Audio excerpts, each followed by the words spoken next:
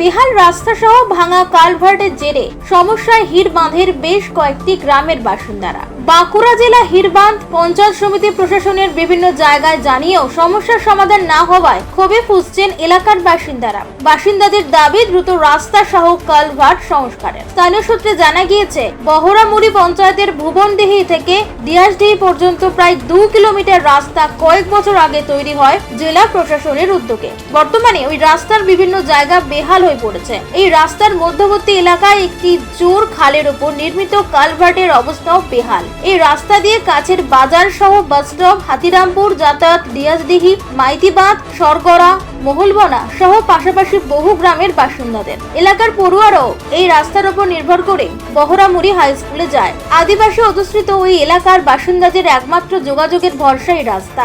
বাসিন্দাদের অভিযোগ, বেহাল রাস্তা সহ ভগ্ন কালভার্টের জেরে বর্তমানে যানবাহন চলাচল বন্ধ। ঝুঁকি নিয়ে যাতায়াত করতে হয় এলাকার পড়ুয়া থেকে সাধারণ বাসিন্দাদের অভিযোগ, রাস্তা সহ কালভার্ট সংস্কারের বিষয় প্রশাসনের বিভিন্ন দপ্তরে জানিয়েও সুরাহা হয়নি। মাইতিবাদ গ্রামের কানাইলাল চরের অভিযোগ, পঞ্চায়েত থেকে ব্লক প্রশাসন সব জায়গাতেই জানানো হয়েছে রাস্তা সংস্কারের, তাও প্রশাসনের কোনো পদক্ষেপ নেই। দেখলাম ওই ভাঙা রাস্তার উপর দিয়ে সাইকেল চড়ে নিয়ে এলে, কতটা ভয় লাগে? হ্যাঁ লাগে, অনেকটাই বেশি লাগে, মানে অনেক দিন থেকে তো এরকম আছে। তাহলে জানানো হয়েছে? হ্যাঁ হয়েছে। আচ্ছা, তো দেখে না এখনো। আর অন্য কোনো বিকল্প রাস্তা নেই? আছে, ওটা অনেক দূর, ওই দিকে মানে যেতে হবে, ঘোরাট হয় নাকি? হ্যাঁ।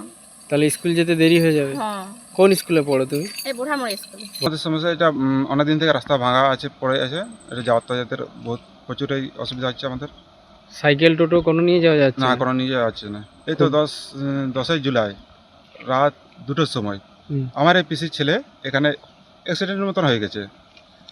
তার মানে এখন হসপিটাল থেকে এনেছি, বাড়িতে আছে এখন, কিন্তু ওর পরিস্থিতি খুবই খারাপ ছিল। তখন হসপিটালে বুকের এই সাইডটায় লেগেছিল।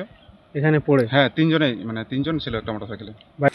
আমাদের এই রাস্তায় চলাচল মধ্যে একটু অসুবিধা হচ্ছে, ভাঙা পড়ে আছে এই ব্রিজটায়, আমরা যেতে পারছি না, আমাদের চলাচল একেবারে বন্ধ হয়ে গেছে। কতদিন ধরে এই অবস্থা? এই 2-3 মাসের মধ্যে। 2-3 মাস? হ্যাঁ, সাইকেল নিয়ে যাওয়াটাও খুব বিপজ্জনক। খুব বিপজ্জনক হচ্ছে এটা। আমরা যেতে ভয় করছে, আমাদের যায় আরও অসুস্থ রুগীকে নিয়ে যেতে হলে খুব সমস্যা হচ্ছে। ঘুরপথে নিয়ে যেতে হবে। ঘুরপথে নিয়ে যেতে হবে। কি চাইছেন? আমরা চাইছি যে এই রাস্তাটা মেরামত যেমন হয়, ব্রিজটা, তার জন্য আমরা এই দাবি করছি। কি নাম? প্রদীপ হাসদা। এরকম আরো খবর পেতে হলে আমাদের ইউটিউব ও ফেসবুক পেজটিকে সাবস্ক্রাইব ও ফলো করে রাখুন।